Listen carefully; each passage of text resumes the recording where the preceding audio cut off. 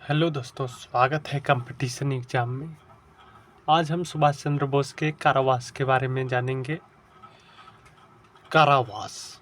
अपने सार्वजनिक जीवन में सुभाष को कुल अपने सार्वजनिक जीवन में सुभाष को कुल 11 बार कारावास हुआ।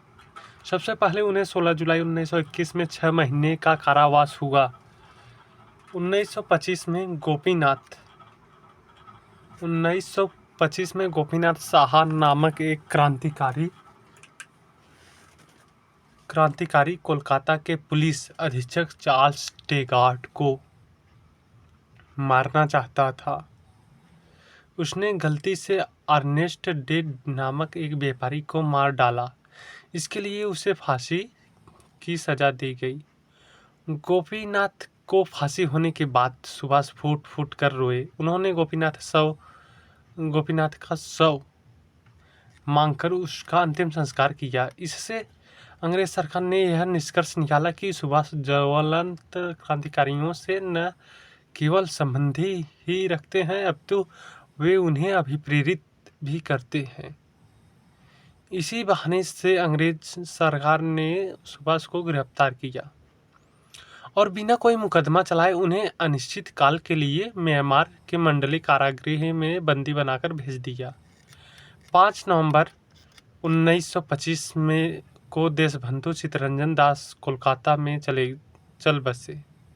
सुभाष ने उनकी मृत्यु की खबर मांडले कारागृह में रेडियो पर सुनी।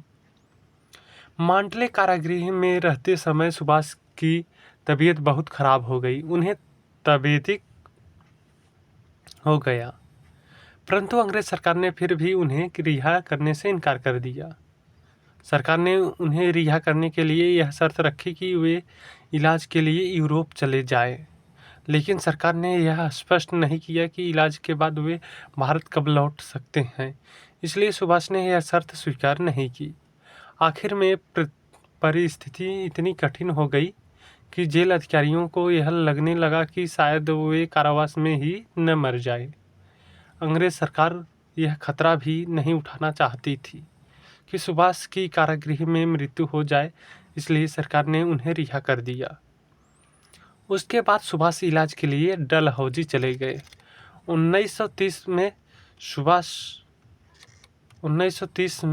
सुभाष कारावास में ही थे कि चुनाव में उन्हें कोलकाता का महापौर यानी कि मेयर चुना गया। इसलिए सरकार उन्हें रिहा करने पर मजबूर हो गई। 1932 में सुभाष को फिर से कारावास हुआ। इस बार उन्हें अल्मोड़ा जेल में रखा गया। अल्मोड़ा जेल में उनकी तबीयत फिर से खराब हो गई। चिकित्सकों की सलाह पर सुभाष इस बार इलाज के लिए यूरोप जाने की राजी हो गए।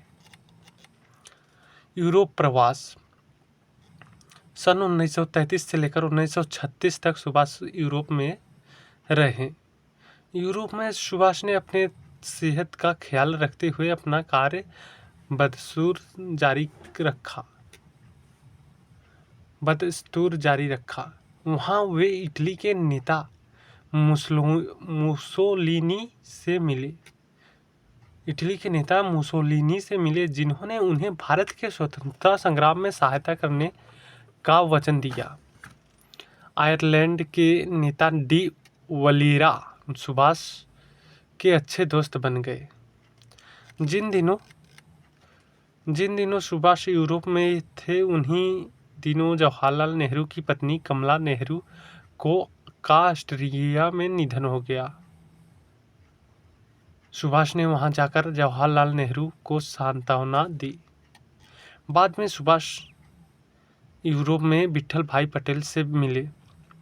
विट्ठल भाई पटेल के साथ सुभाष ने मंत्रणा की, जिसे पटेल बोस विश्लेषण के नाम से प्रसिद्ध मिली।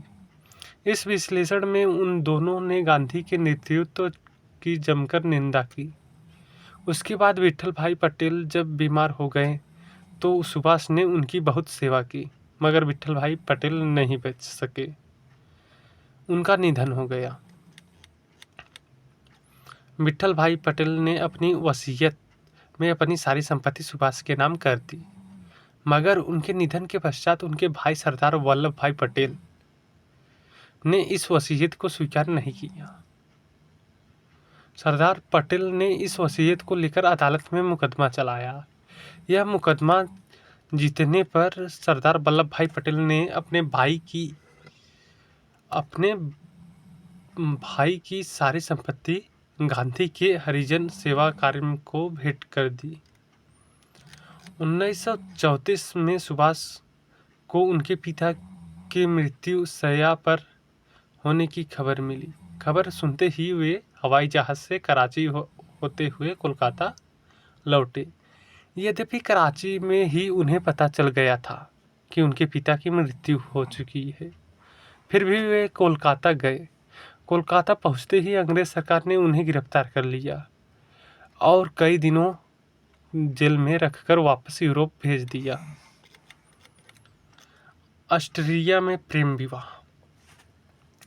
सन 1934 में जब सुभाष ऑस्ट्रिया में अपना इलाज कराने हेतु ठहरे हुए थे, उस समय उन्हें अपनी पुस्तक लिखने हेतु एक अंग्रेजी जानने वाले टाइपिस्ट की आवश्यकता हुई।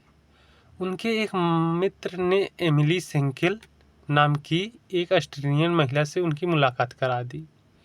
एमिली के पिता एक प्रसिद्ध पशु चिकित्सक थे। सुभाष एमिली